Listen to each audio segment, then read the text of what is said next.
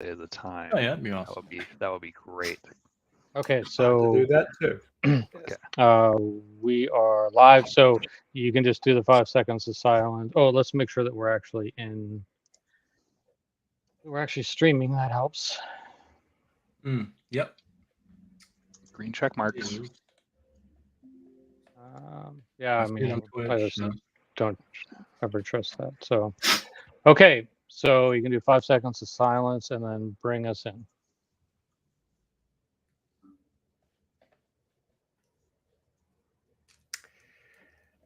Good morning and welcome to the show, recorded on the 13th of October at 7:01 a.m. in the Australian Eastern Standard Time Zone. Welcome, Brody, Frank, and Rod. Well done, Paul. That's awesome. Very good. Well done. Not bad. In fact, I I'm wish I used was to where being you on did. camera and training and all that, giving trainings, but this is a little bit intimidating. So. yeah. Not the biggest show out there, Paul, so it's okay. Don't worry about it. You didn't just intro us on CNN or anything. Well, we probably have better ratings than they do right now, so that's true. Yeah. Anyway, that was awesome. Well, Paul. And in fact, Yeah, you're one day ahead of us. That's great, Paul. I just looked at I wish it was one day ahead. You're from the future. Yeah, we time travel in Australia. That's how we do it. Cool. I like that. Cool. I like that. You got any lotto ticket numbers to go along with your backwards flushing toilets or what? Yeah. Just asking for a friend, you know. What was the guy from Back to the Future, Biff? He had the sports almanac. Yeah, and then he used it to create his criminal enterprise. Not gonna lie, it's brilliant. It was brilliant. That's exactly what Brody would do. Yeah, you know, for the betterment of society, of course. I see Brody as the Michael J. Fox character a little bit more. I don't know. Do you? Thank you. Yeah, I think so too. Biff. I would say Biff. You think Evil Biff? Biff? Yeah, there you go. Evil Biff. So Rod, you're Doc then? Doc Brown? If you want me to be, I mean, Rod's definitely Doc Brown. Yeah, just grow out that hair a little bit. Yeah, a little bit more. I am starting to get. The longer it gets, you can see I've got more gray on the side, so I'm gonna have to go bald again, I guess. Rod, you're just one step closer to becoming a wizard. It's okay. It's true. Actually, Frank and I pretty much have the same hairstyle at this point, so pretty good. Yeah. But Frank's got a long way to go in terms of background memorabilia. Yeah, he's working on that. You can tell he's got the hacked stuff and his Cupid dolls. And it's minimalist, though. I like that. It is minimalist. It is. Mine's a little too busy. You have to start somewhere. Yeah. It can become kind of addictive after a while. I did actually add a few things. You can't tell what they are. I added a few things recently, just to make it interesting for people. Like what? Do you want to go over it right now? Maybe we got half an hour. No. Would you like to give us the details of it? Yeah. It's just a so few we could lose viewers. Few little stickers back there, and I don't. Let's see. Got a couple chats in here. Yep, people are chatting away already. Anyway, so I guess we could go ahead and get started before we drone off into nothingness. Brody, what'd you do this week? Sorry, I'm just laughing at Fish Grind's comment here. I just installed McAfee Quick Fix, but now my computer's acting weird. What do I do? That's the best comment yet. What am I doing this week? Well, I mean, so far I'm having just an amazing Cybersecurity Awareness Month. I don't know about you gentlemen, but this is the best Cybersecurity Awareness Month I've ever experienced. I'm super aware. So aware that I've signed up for all of the security tracks on Ignite, and because I have no time to watch them during the day because of customer calls, I'll just have to watch all the recordings sometime in the evening. So I can't wait to check all that out. I got to Rod, I'll let you talk all your Ignite stuff after, because you know all of it. When you watch the recordings, do you watch them at normal speed, or do you have to do like 1.25, 1.5, 2? I mean, I can't watch things at normal speed anymore. Right. 1.2 is where I usually settle. That's the same thing I do with podcasts. And so it was funny when I first started listening to this podcast before I got to join the team. I listened to you at 1.2, just like every other podcast. And then when I actually get on the show and you hear like the intro music and talk, it's like, wow, you guys sound slower than I'm used to. So yeah, but if you don't, if you crank up the speed to like 1.5 and it's the chipmunks, then you're not really paying attention. You're just laughing the whole time. So 1.2 seems to be a good middle ground. But what else did I work on? Oh, I helped judge some internal Microsoft hackathon projects today. That was really cool. I didn't get to actually attend hackathon because I was. Did you judge mine, by the way? No, I told them I was a security professional and I wanted to get on protect Microsoft or defend Microsoft with Sentinel, but that was full, and the gaming one, go figure. So I signed up for utilizing technology to create a more resilient world, which did actually have a few security items in there. And one of them was this team. And without getting into like the details, they basically increased the offline machine learning detection rate for Defender from Endpoint by like 25%. We have like a public number that we're tested against. I don't have that in front of me, and they were able to increase that with offline detection mechanisms. So that'd be good for like air gap networks, things of that nature. And I was like putting up my hand, like, yeah, that one, definitely that one. Because it's important, right? There's definitely a lot of infrastructure out there that can't connect to our cloud services at all times. So it's good to have good offline capabilities as well. So that was really cool.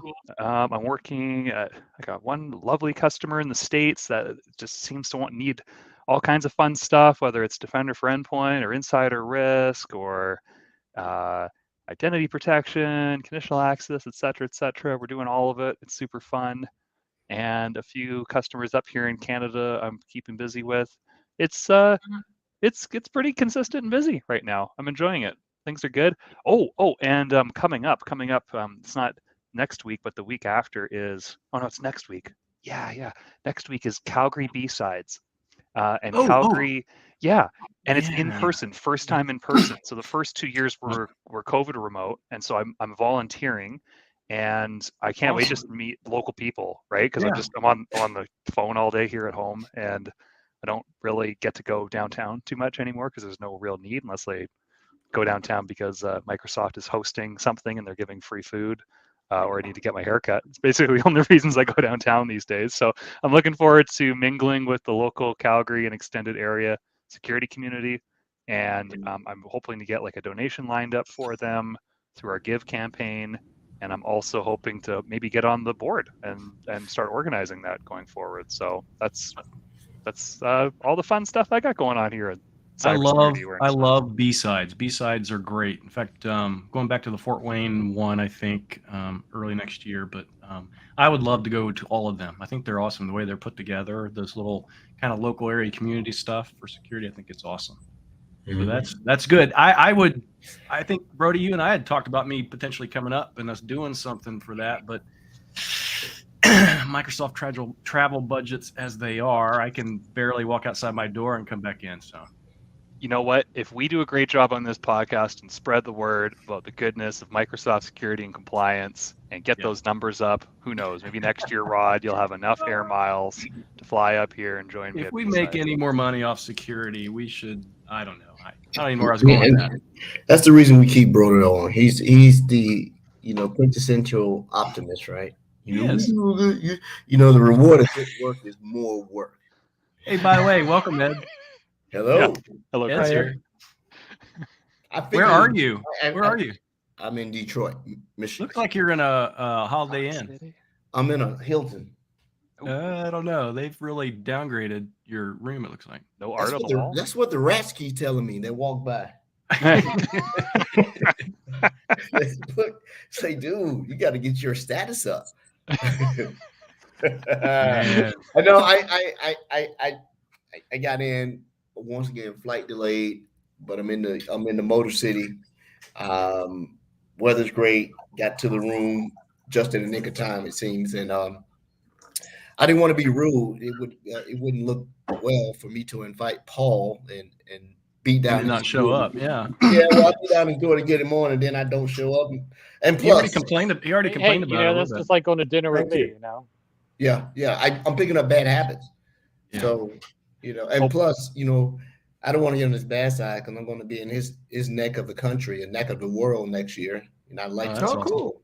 I'd like to have a beer with him, and That'd be good. And I don't want him to say, "Absolutely, Ed, I'll meet you here," and then he doesn't show up. He doesn't show up. Hey, before we go any further, we were just talking about this, Ed, before we got on. I think right at the beginning sometime. Next week, our show is the Halloween show. No, the week after. No, the week after. 2 weeks, Sorry. 2 weeks. 2 weeks is the Halloween show. We've all decided we are going to dress up Halloween-y, I don't know, whatever. We're going to the nines. Brody thinks, I don't know, he's going to go out and buy a costume. I'm just going to make one. I have several, especially the ones I fight crime with at night after hours. So Yeah. I'll just repurpose one of those. Yeah. So the Halloween, we have to wear, and everybody's expecting it now, we have to wear some kind of costume on the Halloween show. I will have a costume on. Okay. Very good. 2 weeks. And we're going to have a community poll for best costume. So it's a competition. All right, Edward. So you like competition. You got to go. You got to know that Rod's got something there because he's got so much junk over there. Yeah. This is good competition for you. How are you going to top Rod? I mean, that's exactly the real question. I do whatever it takes to win. Whatever it takes to win, that's what I do. And since you can't run anymore, Ed, this is a good competition for you. It needs to be because you're right. I cannot run, so I'll never get a chance to challenge you in the near future. My knees are too bad. This is your event. Yeah. This is your event. And plus, I'm bored with just beating Brody and taking exams. So I got to find another outlet. Nice. This is it. Good dig. But I will be competing. So I'm working. I'm gonna come as above average. Don't tell us. Don't tell us. Yeah, it better be above average, Edward, because we're bringing our A game. So yep, A and B game, both of them. But besides that, anyway. All right. You see this shenanigans I invited you to? Yes, I. Let's get the Ignite rundown. Yeah, I've Paul. seen the Let's show get the many Ignite times, so I rundown. know what you guys get up to. Yeah, Paul. Before we get started with Paul, let's get the Ignite rundown. I know you just added us over. I want to get the Ignite rundown from Rod, and then we'll move on with Paul. How about that? Sounds good. Yeah. What piece of it do you actually want? Just the announcements? We had a lot of announcements today. How many products were renamed? No products were renamed. One product was joined another product family. System Center Configuration Manager is now part of the Intune family, which I've been warning people about for like 10 years. Right? So, are they getting rid of the name Endpoint Manager and just going straight Intune? Endpoint Manager is still a thing. So I'll just leave it at that. I think it's two names. What is it? Is it Intune or Endpoint Manager? Just the same thing. Intune is our cloud-based endpoint management platform. All right. So what else changed names? So I know. Nothing else changed names. Well, actually, that did kind of change name. It's now just Configuration Manager instead of System Center Configuration Manager. System Center is kind of a thing on its own. It's like on an island somewhere. It's like if you took all the people that are still 100% on-prem and put them somewhere, that's where System Center Configuration Manager would be. They can manage it. If you go by that, though, when the even though it happened a while back, they're promoting this. There was a recent thing. The Risk IQ acquisition has two names. It's Defender for Threat Intel. And the other one is so long, I can't even remember what it is. But yeah, I know what you're talking about. External Attack Surface Management. That's it. Yeah, there you go. Thank you, Paul. Yeah, that's right. Thank you, Paul. Yeah, the long one. Right. That's interesting because we made some other announcements today, non-security announcements. Of course, it's Microsoft with our Surface and Windows and all that good kind of stuff. And we have some new Microsoft Office 360. Well, it's Microsoft 365 now. It's not Office apps. Oh, that was a rebrand. Sorry. Apps that are coming out, and they all have their own portal. And that was one of the first comments that I saw was, "Oh, great, more portals," because they do exist on their own portal, their own website for now. At least from a security perspective, I think we're getting more aligned and more centralized on our consoles and stuff. So that's all good.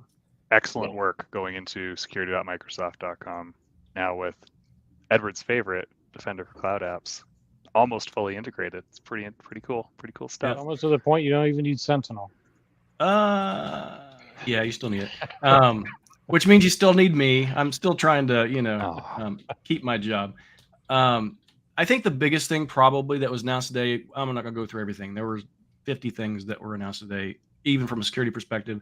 The biggest thing I think is the Defender for DevOps service. Yes. Right. Connecting DevOps to Defender for Cloud so that you can manage that workload and manage all the way from code development and execution all the way through the DevOps process so that folks can monitor those workloads. And there's a couple other things with Defender for Cloud, but that's the one that really stands out to me. And compliance. Well, compliance is there. There was some compliance and a better security score and all kinds of stuff. But yeah, don't have to get into that. I think Defender for DevOps is a little misleading in what it provides, unless I have a complete misunderstanding. If you would do the recommended and the prudent thing about protecting your software development cycle, to me it seems like it's only detecting if someone has compromised, your pipelines, your push, your tree, and everything else.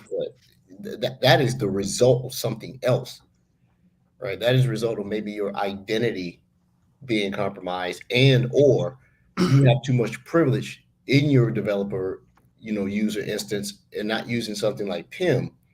Cause if you were using that or Visual Studio and you're tying it to your work identity and you're making people check in and check out, it's extremely hard to break it, right?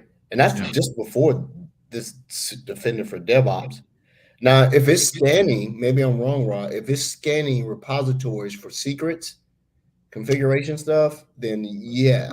They already do that. Protection. Yeah, workload. Yeah, they do that. It's workload protection, just like all the other workloads that it monitors, and it's monitoring, right? We're not going to do anything. Is Sentinel the data connector for Git? How is that going to be affected? Any for GitHub? Well, I mean, Sentinel is still monitoring and looking at outliers, right? Some things that happen within that platform. So same stuff. And Defender will bring in even more information. Cover both services. Those who don't want to leave Git and those who are in DevOps and those who may want to work both. Okay, that makes sense. Yeah. And they're still calling it Azure DevOps. I thought it was Microsoft DevOps. MDO. But you can't because you have MDO. Microsoft. Yeah. Defender, but it's Defender for DevOps. So it's MDDO. MDDO, yeah. and I know the PM that's moving over to the Microsoft for DevOps product, the product owner. So maybe we can have him on the show maybe next month or something. Well, when we have some time. He's at Ignite this week, and then he's out next week. So. All right. Good times. And if you are listening, valued listeners, or watching, valued live watchers, by the way, if you're listening and you're not watching us live, what is wrong with you? You get access to exclusive guests like Paul here. You're going to be able to ask him questions. You're going to be able to troll us in chat. Make sure you check us out live, 5 p.m. Eastern. But also we have a Discord channel, and it's super fun. We're going to post all of the goodness from Ignite in those channels. I'm actually spamming it right now. And it's a great community where you can go and communicate with other people who are fans of the show and also security professionals that help one another. So check us out. There's the plug. Woo! And I'm going to post this here. There is a short link for the book of news for this year, Microsoft Ignite 2022 book of news. That literally lists out everything that's being announced this week. Yeah, I remember the very first time I saw this. That was really cool. The PDF, and you can go through. And they had you could navigate the table of contents. I don't know if that feature's still inside of it if you get the PDF. Hey, but before I forget this, first of all, Paul, thanks for coming on. I may or may not be able to stay the whole time, but I wanted to say that I appreciate, Rod taking advantage or taking light at my ability to understand and write names. I saw the little post in the text. Guess who this came from? And it took Brody a minute, and I went back. Let me tell you something. I'm so stubborn. I didn't go back and correct it. I'm like, you don't need to. That's what makes you so endearing. Like, I'm not changing. This is how I think his name should be spelled, regardless of what his mom said, his dad said. Your name should be spelled like this. Right? Okay. I didn't do anything interesting this week at all, other than do pricing for two big customers, and one of them was a pricing exercise that made sense. The other one was just, you got to ask how much it costs, you can't afford it type conversation. Nothing really technical this week. This is a short week for me. I'm on some time off. I'll be back next week. But like I said, it would have been rude and inappropriate not to be on the show for at least the introduction of Paul to come on the show. That's all that I got this week. That's like being a car dealer at a Mercedes shop, and you know the people they're going to buy and not, right? You're like, Yeah. There are some major changes coming down to how Sentinel is being positioned and sold. Cannot be talked about on the show, but I got access to see ideas about that particular topic, and if they do it, good stuff. If they don't do it, it's the way things are, right? Frank, what did you do? Absolutely nothing. Oh my God. He always has to outdo me. I got 3 days of doing nothing. He decided I haven't done anything all week. Or ever. I mean, one more thing. So me being the good Samaritan that I am, right? We all know that. Trying to help Frank. I thought about submitting Frank for MVP through the MCT channels. Oh, right, I'm already submitted. I told you that. Dude, with your luck of the draw, you need everybody submitting you. Yeah. I did change my title in LinkedIn to 10 times nominated MVP, but never accepted as a title. And you should have done that, because now you're going to become a running joke. Right? There's Frank again. Reject.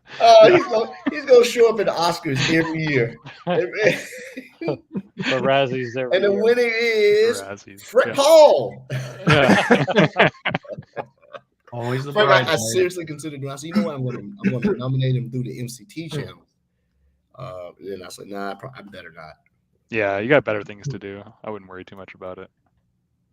Yeah. Well. Always the bridesmaid, right? Well, So, Paul, you- what about you Paul know, here? Is you know. Paul an MVP? No, I'm not. I'm actually being nominated by a colleague of mine, like literally this week, and then we'll see what happens. Oh, that's great. We hope you all get it. Thank you. Appreciate that. Frank, am I missing something here? I thought you worked for Microsoft. What's all this talk about being an MVP? I don't. Microsoft won't hire me. I've been trying to get a job there so I could take a vacation, but they just won't even hire me. So forget about the MVP. They won't even hire me. So Okay, I get you. Yeah. Well, it's because every time your name comes up, the SharePoint engineering team gets word of it, and they shoot him down. Right? I did see your form or whatever, Rod, about the watch list recommendations or something like that. Were you the one that put it out? Tell us what you think about watch lists or whatever. Do you remember that form that came out? Oh, that's recent. Yeah, we're working on some new enhancements to watch lists. I think you must have an alert for the word watch list on any social. It's trigger word. Yeah. It's this trigger word. Well, let's get to our guest, Paul, who's Yes. been waiting patiently. Edward, why don't you do the introduction before your wife flies all the way over there to tell you that it's dinner time? Purposely, she won't be here till tomorrow. Oh, I smart. bought all the flights, so she couldn't get up here today. On all the airlines. Yeah. Now Now we know your wife definitely does not watch the recordings of this podcast. Wow, the chat just lit up. She must be on the chat. She might be. If it says dead meat, that's her. So I'd like to introduce Paul. Paul, I'm not going to give Brody and Frank and Rod material by mispronouncing your name because I won't hear the end of it. So I'm just going to say Paul S. I'm terrible at names. And Paul is a top technologist, a security practitioner, and he paid me on LinkedIn. And I think this was the longest from the time we connected to actually nailing down the show. All on me. I was like, hey man, I hope I'm not bothering you. I was like, oh, I keep forgetting. But he is doing the good thing in the land down under, Australia, and I will be there next year. Him and I are going to drink some suds, and we're going to catch red bat spiders with our hand, and we're going to herd dingoes around. We're going to. and what's the other deadly creature over there? Like everything's deadly over there. Drop bears is the running joke, right? So if you look it up on Google or something, you get these pictures of koalas that with blood around their mouth, right, having eaten a person, right? So koalas are they're not bears, and they live up in the trees, and they move really slowly, and they will never hurt anybody. They do have claws. You don't necessarily like claws, and you wouldn't necessarily want one to sort of land on your face, but they don't drop. They're not drop bears. That's a running joke to scare away the Americans. I don't know, man. It seems like my luck. Any animal that has never harmed a human decides it's going to harm me. Like the most cuddliest creature. All of a sudden, I'm coming around. A sloth is running fast. Trying down the road to get me. So yeah. The drop bears. I think I did hear a reference about that. And it was a meme. It was, by the time you look up, it's too late. You see this bloody koala bear falling on the tree. Yeah. He's on this guy's neck, just biting him. That was funny. So, Paul, koalas are drop bears. Go ahead and please. Well, Frank, who started the show off? Who did my job? Who Paul did. I did. Oh, I did. Well, great. We had a professional do it. Okay, I'm good. From the future. A terrified professional, but yes, it was professional. So, Paul, please introduce yourself, what you do, who you are. If much information you want to disseminate out to our listeners so they can keep in contact with you, follow you, promote the brand, and tell them what we're going to discuss security-wise today. Cool. So it's Paul Schnackenburg in English. It's originally a German name. I'm from Sweden, but I've lived in Australia for 24 years now, or something like that. So I run my own business as an IT consultant, and I'm helping out small businesses around the place here. And I've had some interesting customers over the years, or clients over the years. Also work part-time as a trainer. So I'm a Microsoft certified trainer, and I've been delivering, certification preparation training for, you guys have talked a lot about the different SC exams, for instance. I've delivered SC 200, 300, and 400 training over, the last, year and a half since they came out. And the reason I wanted to come on the show is because I'm always small business focused, right? So my clients are small businesses, and it's always been an interesting conversation because Sentinel and Microsoft, fairly big business focused in general. So here I sort of wanted to give that little sort of angle here and sort of discuss it with you guys and hear what you thought. So I was listening to the Richard Diver episode back in 113, and he talked a little bit about small business security and the challenges that are sort of unique to that space compared to the enterprises. And then of course on 107 you had Zorik on, I think that's how you pronounce his name, the guy who did a KQL query a day for a whole year, and then landed a job at the Dart at Microsoft. I thought that was pretty cool. So, and he's an Australian, of course. So he's from the other side of the country, though. So he had to get up even earlier. This is a reasonable time at 7:30 in the morning for me. And so that's sort of the introduction. And then I just wanted to talk a little bit about what I've done for a couple of my clients, and I've got a wish list of features I want you guys to feed back to the product team as well. So send them my way. You have the right person on the call, Rod Trent. They'll listen to him. If I tell them, they'll do the opposite, or they maybe remove the feature. So, quick question. You mentioned some of our previous guests. Big shout out to Zori. Big shout out to Richard. Always welcome to come back on. How did you hear about our show? We never. You and I were conversing in exchange, but you never told me how you heard about our show. I've been listening for quite some time. I honestly don't remember how it came up. Probably, if I had to guess, I would say it was Twitter somewhere. Oh. And Sentinel, and then came up in my feed or something like that. Could have been in a newsletter. Could have been in another security show. Have you guys been mentioned on the Azure Security podcast? Maybe that's where I heard it. Could have been there. That's too long ago. I can't remember what I did. We were mentioned over there. Wow. Hey, they're cool over there. Well, Cool. as an example of what not to do. Right. And then we got these scrubs over here who don't run their whole podcast with DevOps. What the heck? Yeah. Yeah, well, Paul, once again, thank you so much for coming on. I securing small to medium-sized businesses and small to medium-sized corporate have always been a passion of mine because it seems like they don't get enough love. And I think a lot of security practitioners say, hey, you could buy our products and use it too.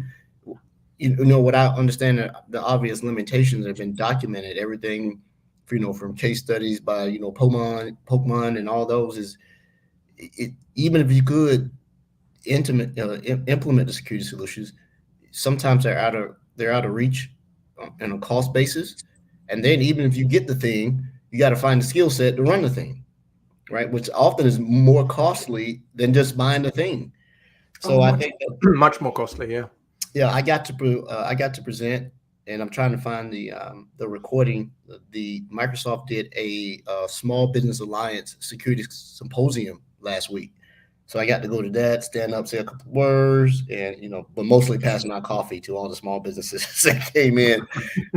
But it was fun to understand their challenges, and almost to a company, no one really mentioned budget. They mentioned we can't find people. And they are reluctant to train people because I heard off the record numerous owners, founders, CEOs of these SMBs. The minute we skill our person up, the big boys take them. Mm-hmm. Yeah. And because we can't even pay, he said we can do all the other things: unlimited vacation, this and that, unlimited paternity time, but cash is king. And I think that's very sad, especially if larger organizations are purposely pilfering people. And I know everybody's individual career path and trajectory is their own. I've been there. I would switch jobs all the time, not for money mostly, but because I want to learn another skill set to get really good. So, but hey, back to you, sir. I want to hear what you got going on with this. Yeah, no, you're absolutely right. It is a challenge for small businesses. I mean, to me, small businesses sort of fall in two categories, and I have both types of clients. So my biggest client, they have their own IT team, right? So they've got, I don't know, 5 or 6 people or something in the IT department. So they do all their own day-to-day stuff, which is good because they got like 450 people or something. So they're quite big for a small business. And they certainly have the budget. But I think the challenge very often in the security space is that the security tools are complex. They're hard to configure. There's lots of settings, right? There's a company called Attack IQ, I think, and they do what they call threat-informed defense. So, and I'm not plugging them. I don't get any kind of financial benefits from these. They don't even know I exist. So I better point that out. But they do automated tests on your infrastructure. So you set up different tests for, is your endpoint going to catch this? Is your network protection going to catch this? Is your firewall going to catch this? And then you run those tests on a regular basis, a bit like a penetration test, automated. And then you get your reports back.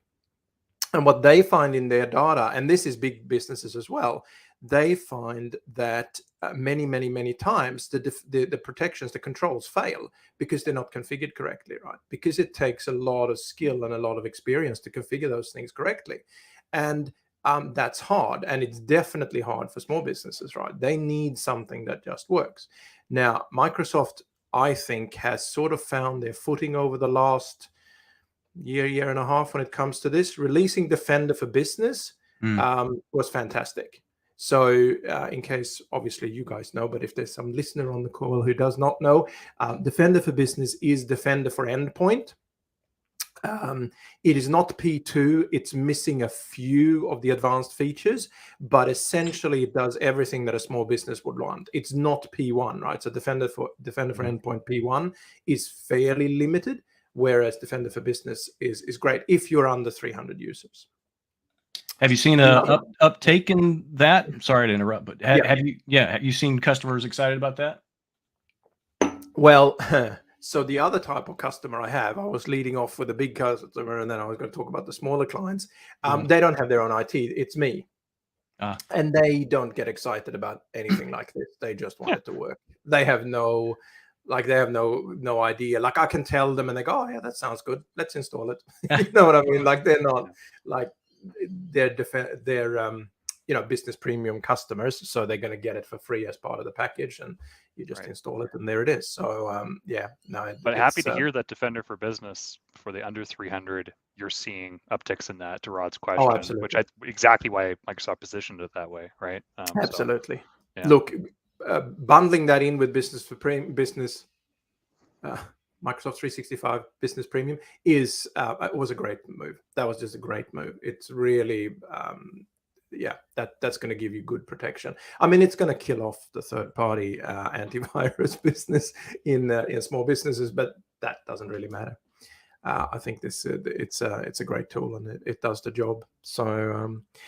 So that's that. And I suppose the other thing I really did want to talk about is how good Sentinel is. So I started looking at Sentinel when it was in public preview, and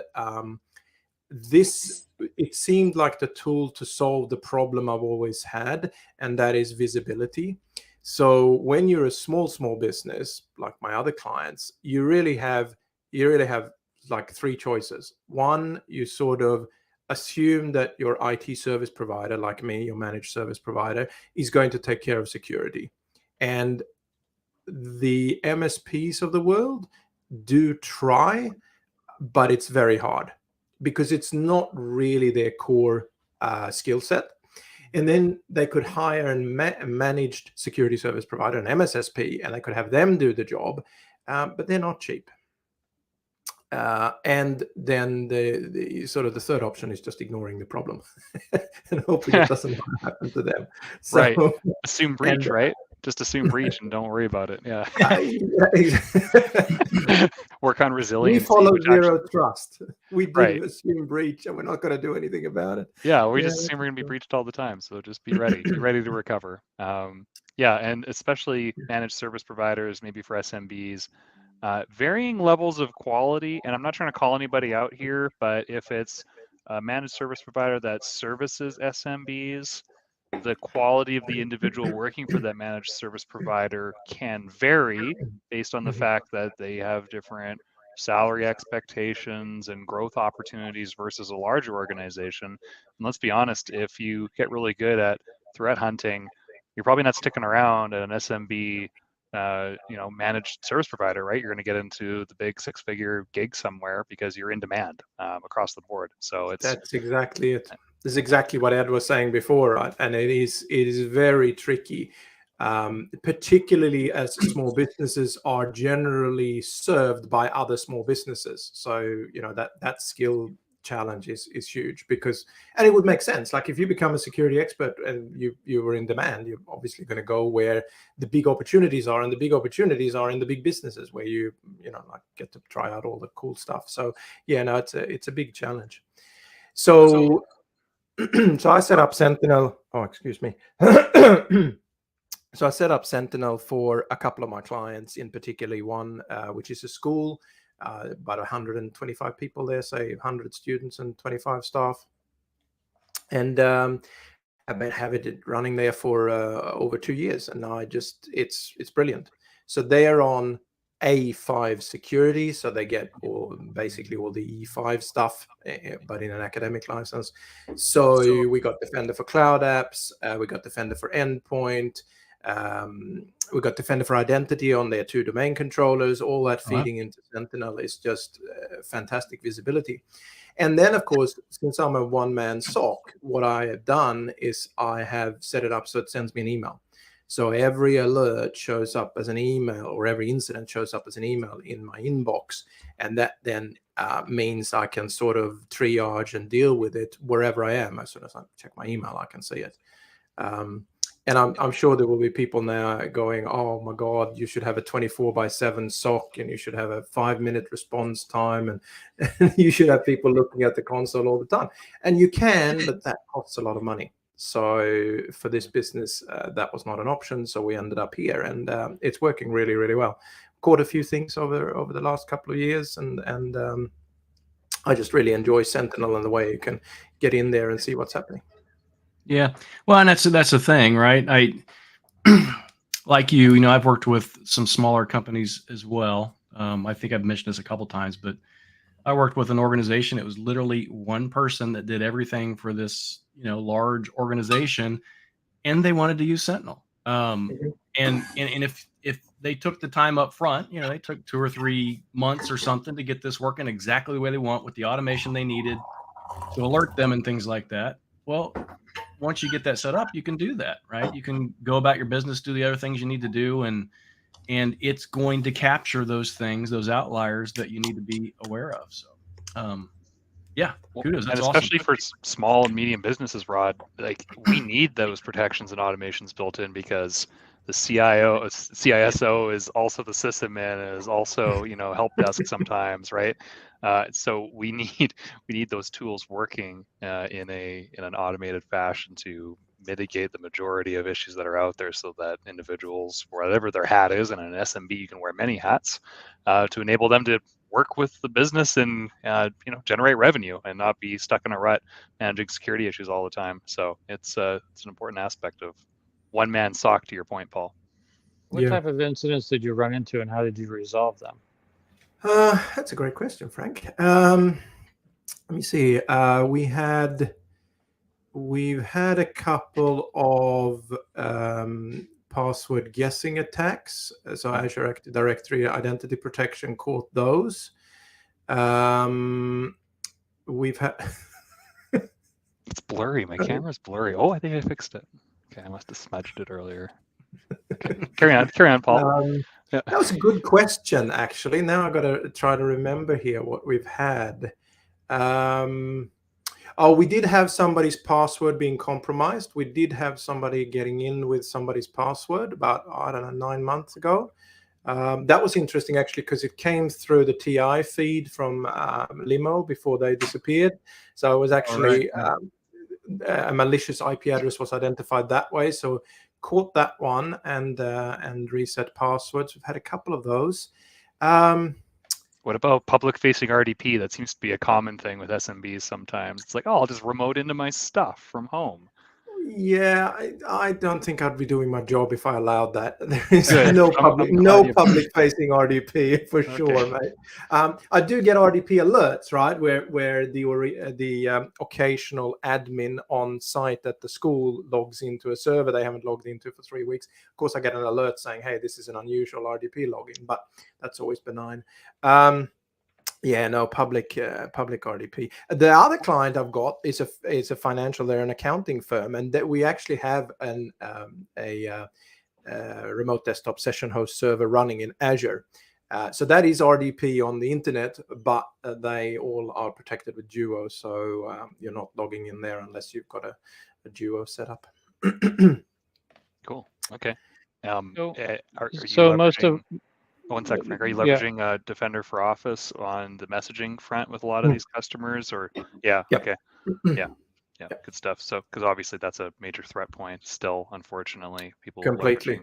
Yeah, and that's really the big deal here. The big deal for me, and obviously you guys know this, is the integration, right? It's all in the security console. It's all security.microsoft.com, and it all integrates, right? Because you don't get that with other security tools. And I know enterprises can make that happen with a lot of gluing together of their different security products, but you know, ain't nobody got time and energy for that in the small business space. So the fact that it comes built in is really important. So most of the attacks that you're seeing are basically attacks on M365 with the identities, Azure AD identity that they're going after, or email. What have you gotten from Defender for Endpoint? Anything that's interesting? Yeah, I was just going to say, so we had one, it was a malicious Minecraft for Education installer. There you go. That was probably the Whoa. most exciting one where I actually had to do a bit of investigation.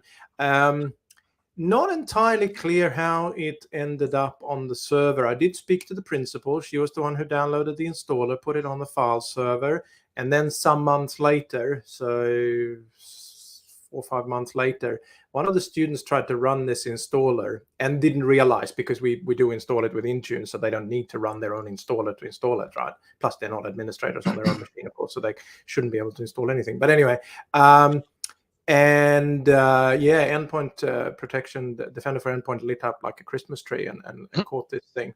And then I started doing some investigation. And this is when I learned a little bit more about Defender for Endpoint, because I'm going, why is all this PowerShell stuff running here? What is this weird stuff? And then after a bit of investigation, that's Defender for Endpoint doing its thing.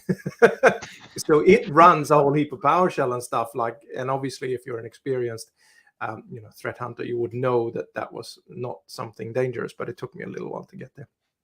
So with your smaller customers, what have you talked to them about utilizing Azure services for, backups and everything like that? So get it off of the current machines. And so what do you tell them about that?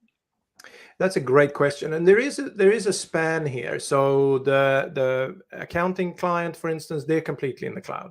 They only have endpoints, and then everything else runs in Azure. And we're moving them over to Windows 365, Enterprise, and they're going to have desktops like that rather than the remote desktop session host server. For the school client, I have thought about Azure Backup, but frankly, it doesn't quite make sense in their case. You guys don't know Australia, but we got terrible broadband. We had an idiot government for 10 years, and we have terrible broadband. So it's very hard for them to get any kind of decent bandwidth. So that's number one. So I do external hard drives. We do both host-based and in-guest backups. Using Windows Server Backup, basically, on their Hyper-V servers. So they got two Hyper-V servers with Hyper-V replica between them, and they're two different buildings. So if one building burns down, the other one is hopefully still there. And then we do backups, and then we rotate those backup hard drives off-site every day.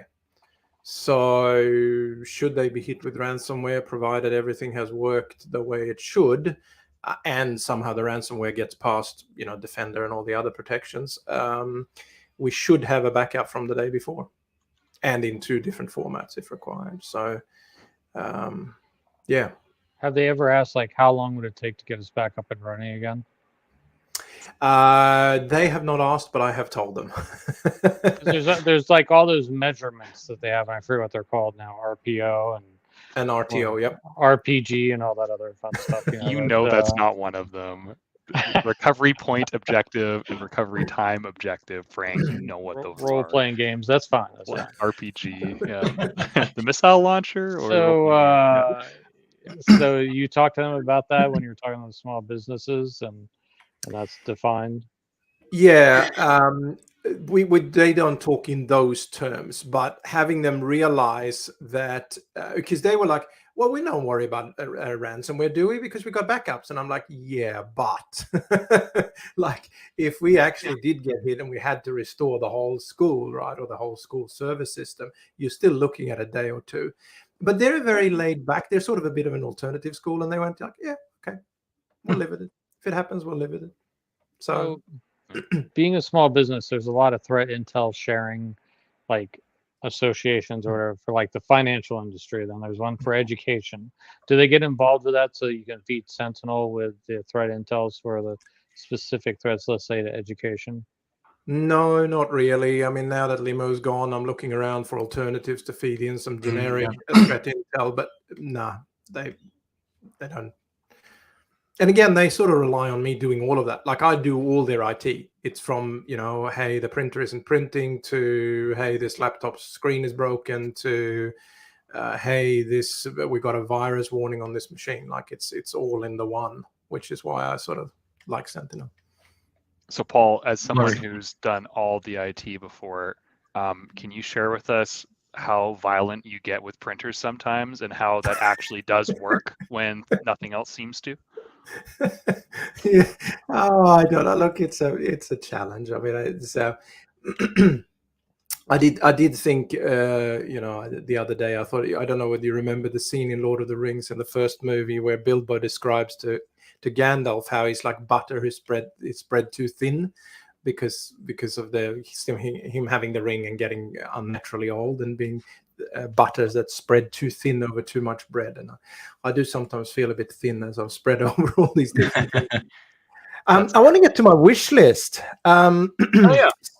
Yes, tell us your So Rod, here grievances, you Paul. go. Yep. So first of all the built-in analytics rules, I want a button to update them. Right? You guys, Everybody obviously- does. Yeah, Okay. thank you. That would be good because I know Gary, who's been on the show a few times. He's got a Yeah. nice script that you can run and update them all. But PowerShell's a hassle. Can you just give me a button, please? Analytics rules. Yeah. I could probably, here's the funny thing. I could probably go back through one of these notepads and find that somewhere, or somebody said that as well. No, just go ahead. I won't get on a soapbox. You're not going to defend every grievance? Oh, that's too bad. Okay, No. yeah, we'll keep going. Well, I mean, the challenge is if you do customize them, but again, that makes sense in an enterprise. They got a SOC engineer sitting there and fine tuning the rules and doing all that. But for me, Yeah. I just want to keep them up to date. So I will soapbox for a second. So you are a perfect case, right? Perfect example of what I need to present to our engineering team. You're an individual that works primarily with your customers, and your customers work in the UI. They don't have time for this GitHub repository. They don't have time to roll things out in a DevOps process. That's not what they do. They need a button like that, right? So, and we've had this discussion a lot of times, and every time it has resulted in, well, this is our recommended way, right? You know that there's updates, do it through the GitHub repository, or do it through this script, or do it this way. And it absolutely, our customers should be able to use this product no matter what level they're at, right? And I absolutely agree. And hopefully somebody's listening to me, because I will rant about this in front of those people as soon as I see them. So Great. I'm really happy. Let's see if we can make that button happen. all right, number 2. Next up, an Android mobile app or a mobile app for. Oh yeah, I was going to actually ask this earlier when you were talking about getting the email and then going to take a look at the Sentinel environment for your customer. It would be super nice. We do have an Azure portal mobile app, but it doesn't integrate with Sentinel. Sentinel can be run in a browser, and I've tried it multiple times. I have a Samsung tablet, right? It's larger than a mobile device, larger than a phone, and it's still not great. Still not a great experience. So absolutely, there is a customer, and I have to go, not a customer, but a partner, and I have to go back and find this. We do have, and I talked to them about a year ago. I don't know where they're at this point. I need to follow up, but they were creating a Sentinel app for mobile devices. So I have to go back and check that. But yeah, that would be absolutely cool. And and to me, I think it's less about the app and more about the experience. If you go into Sentinel today, this is something that I'm kind of spearheading at Microsoft for my impact this year, trying to make the Azure portal itself more kind to people with eyesight issues or whatever. Make it a little bit, the interface needs to be a little bit more fluid. It's not great, right? So if we could actually solve that for Azure, the Azure portal itself, I think it would lend itself to Sentinel, but we'll see. Oh, yeah, Yep, I get what you're saying. Yep. That could work. The final one, and I would like, so in Defender for Endpoint, the full one, P2, if you're big enough, you can have the Microsoft Threat Experts. so you can escalate into somebody. Oh yeah. Yep. I would like to have on a fixed price basis, so I knew how much the button press is going to cost me. When I get to a complex issue and I go, oh shit, we really are under attack, right? I'm getting alerts in Sentinel from different things. I need some help right now. I'd like a button in Sentinel to go, this is going to cost me $300 or whatever, but if I press this button, there's going to be somebody there to help me out. Yeah, that threat experts thing is hugely like that. expensive. It's intended for large organizations, so it's too expensive for what you're talking about. Yeah, but it'd be nice. But yeah, I absolutely agree, particularly for a company like yourself, right, where you are dealing with smaller companies. You don't want to break the bank on one. I would just say contact Mac Zorich and just have him do it for you. But well, but there's this thing. Let me jump in here. So there are specific companies that are set up to deal with true incident response, right? And they don't do what you do. And so they are set up to take contracts through you to get your call to do actual incident response, then how you actually deal with the contractual arrangements for making that happen. Don't expect, your customers should not expect you to be able to do incident response, true incident response for what's going on. Because I have to say that incident response is just something you have to be doing kind of every day. Yeah, absolutely. It's not that I don't think that it's overly complex. It's just you got to be doing it every single day. It's just one of those. Absolutely. And sometimes it's literally it's also just guidance to let you know if this is absolutely something more critical than what you're looking at. Sometimes, right? Somebody wants to get another set of eyeballs on there, like, oh, this is a war room situation, or this is fine. We can just remediate in this manner. So yeah, I absolutely get that. Yeah. That's exactly it, right? I'm completely with you, Frank. When you get to actual incident response, like we actually got owned, then it's up to the business to say, and I would obviously work with a company, and I've got a few lined up that we would hire to do the actual incident response. But I meant the step before, right? Where you go, oh, this is looking really bad. It'd be great to have another set of eyes on this right now. So. Yeah. So even so, I can, even though we don't use tiers anymore, I kind of feel like you're performing tier 1, tier 2 stuff, and when it gets, should it be escalated to tier 3 is your question. That's right. Once again, you're going to still have to talk to one of those incident response companies that hopefully is not going to be yes to every single one of your questions. Now, I've spent a lot of time with people in our own Discord that I basically walk them through the process to do that sort of analysis, whether or not it should be escalated or not. I can tell you right now, one of the goals of Who Hacked, if you have not played the game, is now actually it's actually available for individual play now. You don't have to sign up and go on a team or any of that sort of stuff. Oh, great! So you can go out to that now.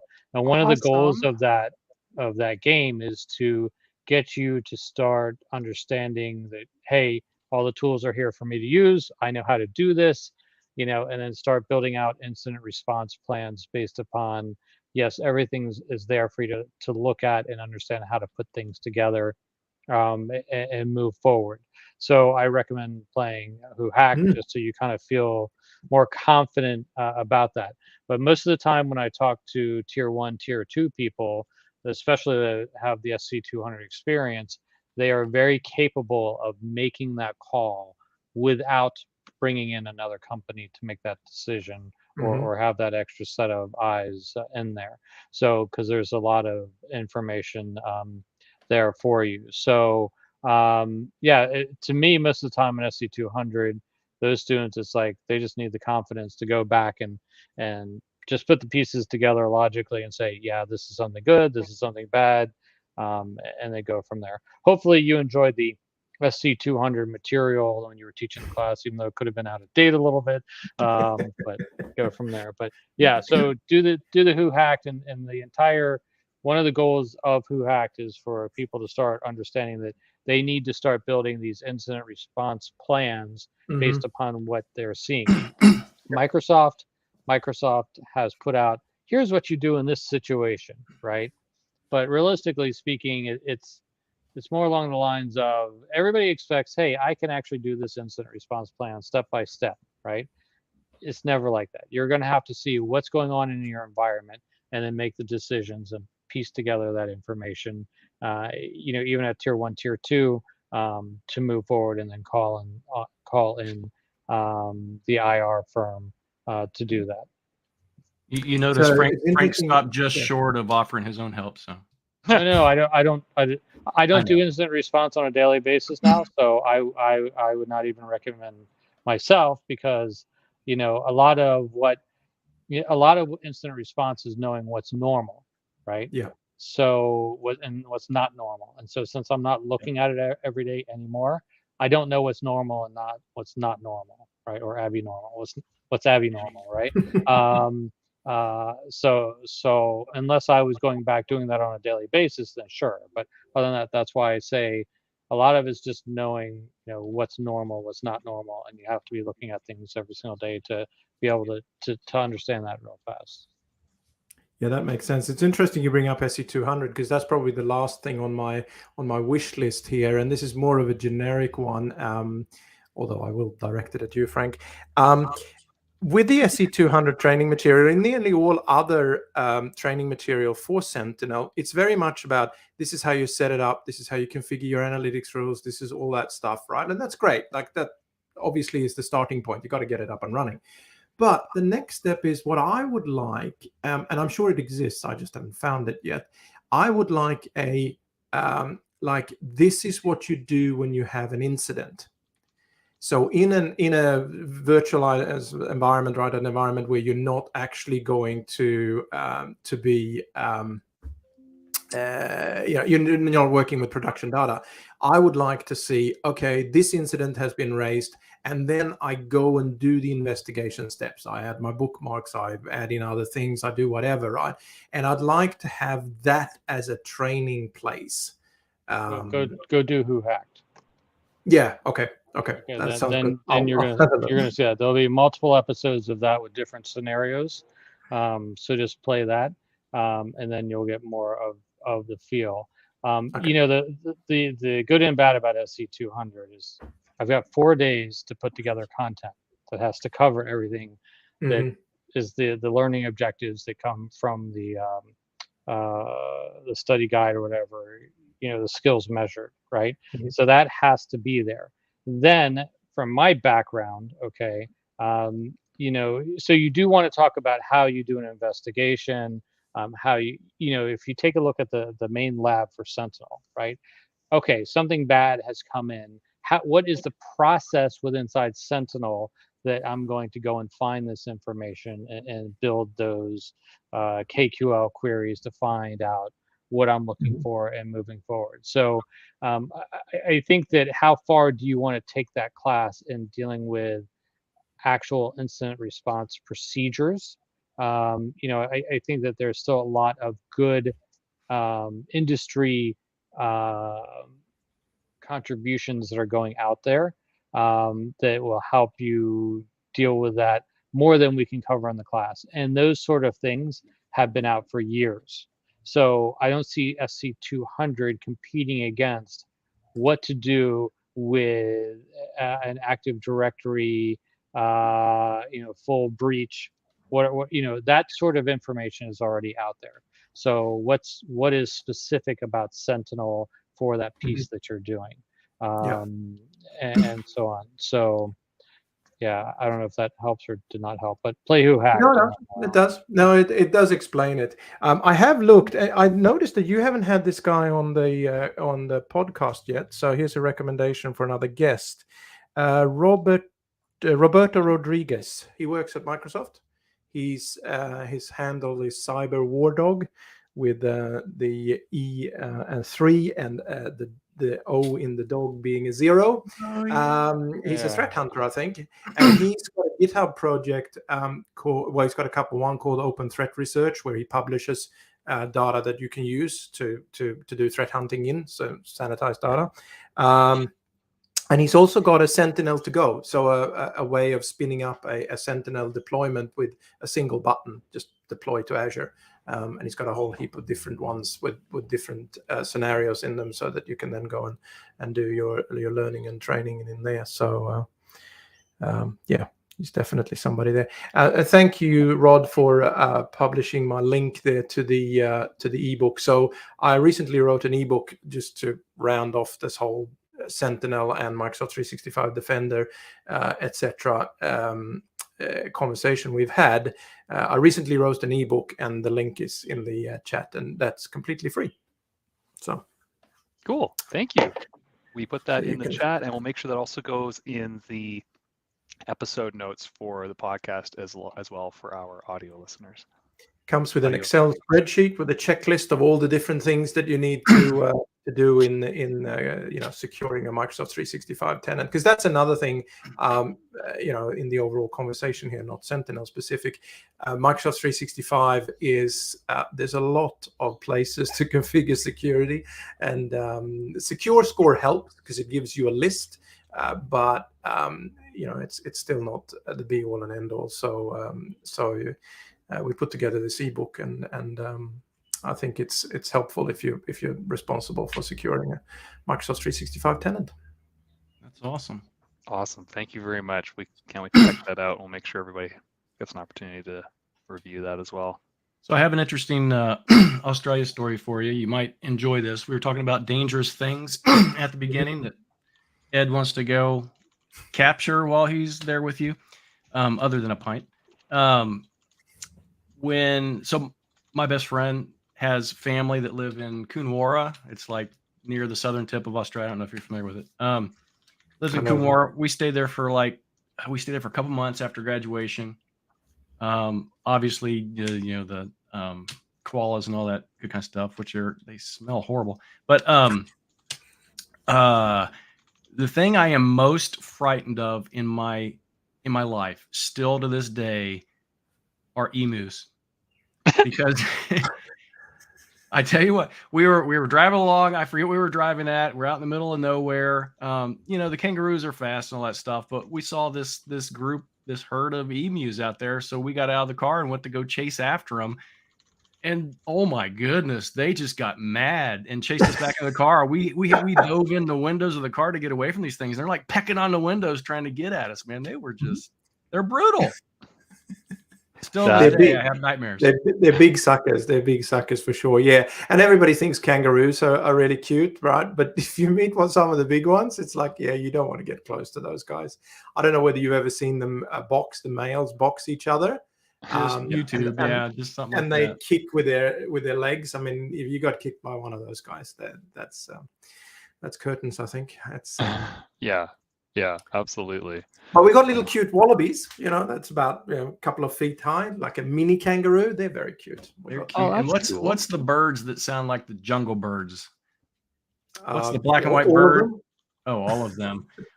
I remember sitting there, we were eating somewhere and seeing one of those birds. And I used to watch the old Tarzan movies, right? You hear those huge birds in the jungle, and you're like, oh my goodness. I was sitting there eating at a picnic table, and one of those things did its noise, and I'm like, oh my goodness, that's a jungle bird. Well, there is a lot of jungle here. The funniest ones are kookaburras. I don't know whether you've ever heard of kookaburra, but they laugh, and there's like 5 or 6 of them generally sitting on a line, and they laugh in unison, and it sort of travels along the line of them. So they often laugh in the morning. So you wake up in Australia to kookaburras laughing. So there's a song about that. Sing it, Blurry. Nope. Sing it, Blurry. Nope, not going to sing it. Nope. Not doing it. Well, Paul, that was super fun. Thanks for coming on. Learned a ton. It's always great having insights from folks who are working with SMB customers and how Microsoft Security Stack lines up with that. Hey, do your SMB customers, before you go quick, do they ever leverage anything in the Purview Compliance Center, or are they mostly focused on security? What do you see in that area? That's an interesting question, actually. Yeah, they do. So the financial services customer actually spun up what used to be called Purview, the Azure Purview before everything else became Purview. Scan my database and find sensitive data. They actually spun that up in Preview. because I'm a member of a few preview groups, private preview groups at Microsoft, and did run that against their main SQL database there and got some results back in the day.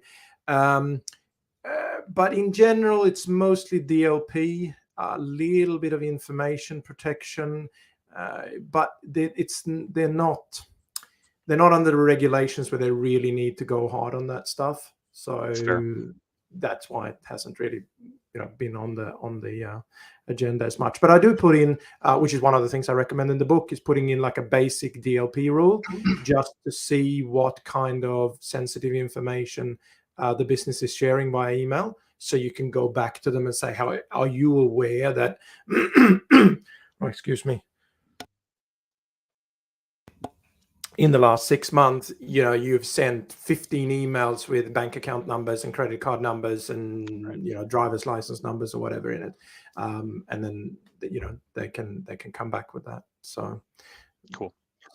That's good info. Yeah, I wondered how that was being leveraged in SMB space. I started working in that area after I had stopped supporting SMBs, so that's good insight. But yeah, to your point, I mean, what's driving enterprises to adopt a lot of this is privacy and data handling policies due to fines and penalties, right? And if you don't have maybe the stick to push you along that journey, then maybe you're not as willing to invest the time into it, especially when you have other priorities, right? So makes sense.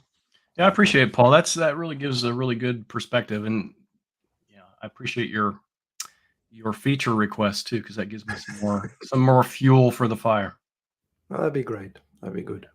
No, this was really, really fun. I mean, I'm way over here in Australia, and you guys are sort of all working for the mothership, and it's kind of cool to come on the show and talk and say hi to Ed, even though he disappeared quickly. So, well, and I think you gave Frank a really good tip, if he caught it or not, about how to become an MVP. You just write KQL queries till Microsoft hires you, apparently. So, yeah, just be nice, right, Frank? Yeah. Be nice.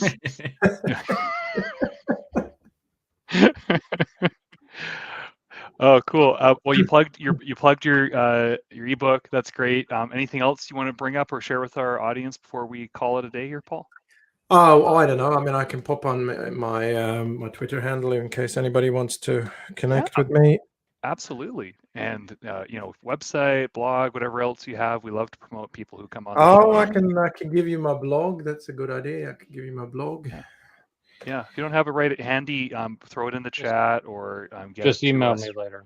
Yeah, there you go. Email it to Frank. We'll put it in the show notes and we'll put it in the Discord channel as well. Are you on the Discord channel, Paul? No, I'm not. So I absolutely want to get on there as well. So I'm I'm posting them into our private chat because I'm not signed in, so I can't participate in the chat. But there you go. Now Thanks, I'm Paul. there twice, and there's my blog as well. So yeah, I've been writing articles for various sites for 20 years or something. So you can go there and have a look at my different articles. Awesome. Yeah, we will make sure everybody is made aware of those. Absolutely. Cool. Well, don't be a stranger. Come on again. We'd love to have you. Absolutely. Yeah. Cool. Good.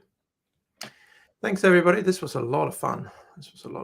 Oh, USS Enterprise. It took me all the way till the end. So I'm trying to look at your T-shirt. Which one is it? Sorry. Just USS Enterprise. It's the original. The OG. The 1701. No. Yeah, NC 1701. Yeah. No letter designation. But is that the reboot image or is that the OG one? No, that's the OG. You fit right in, Paul. You fit right in. Yeah. Oh, I appreciate your. Nobody commented, but you got your Millennium Falcon there. You got your X-wing over there, and that's the space shuttle over there. Well, I did mention that at the beginning when you were like you went out the door right before you came back in. So I don't think you heard me, but anyway, I didn't want to repeat myself in case you're like, oh, I just don't care what he says. I mean, that's us all the time.